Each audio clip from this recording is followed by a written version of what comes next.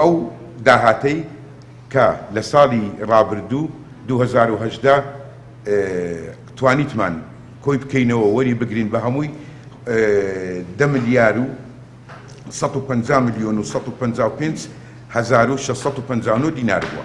ئەو وەکو داهات، بەڵام خەرجی خۆی دەگرێتەوە لە هەموو پرۆژەکان و لە موچەی 6 شارەوانی بۆ ساڵی 2018 کەوا 54 ملیار و 557 ملیۆن و 920,861 دینار. ئەو پرۆژە و موچە هەر هەموو خەرجیەکان. ئێمە وەکو بەڕێوەبەرایەتی گشتی شارەوانیەکانی هەولێر توانیمانە ئەو پرۆژانەی لەسەر 117 جێبەجێ بکەین. 41 پرۆژە بووە بە گوژمەی 649 ملیۆن و 626,000 دینار لە هەموو شارەوانیەکانی سەر بە بەڕێوەبەرایەتی گشتیمان.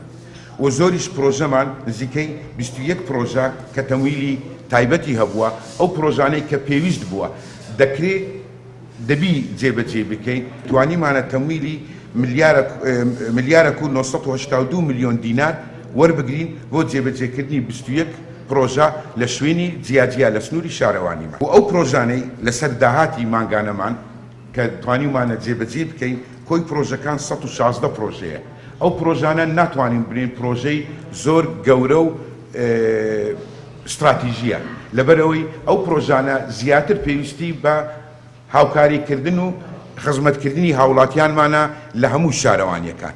بە گوێرەی پێویست توانیمانە ئەو پرۆژانەش کە خۆی دەگرێتەوە لە 116 پرۆژە لەسەر داهاتی بەڕێوەبەرایەتی گشتی شارەوانیەکان کەوا گوژمەکەی 857 ملیۆن و 386,000 دینارە. ئەوانەشمان توانیمانە جێبەجێ بکەین. لە مڵکایەتی 936 مزادی ئاشکرامان کردووە، بەڵام هەر هەمووی نەچیتە بواری جێبەجێکردن لەبەرەوەی هەیە کۆنووسی خەملاندنمان لۆ کردیە و ئیعلانمان کردیە لە ڕۆژنامەکانی پەیوەنددار بۆ جێبەجێکردنی.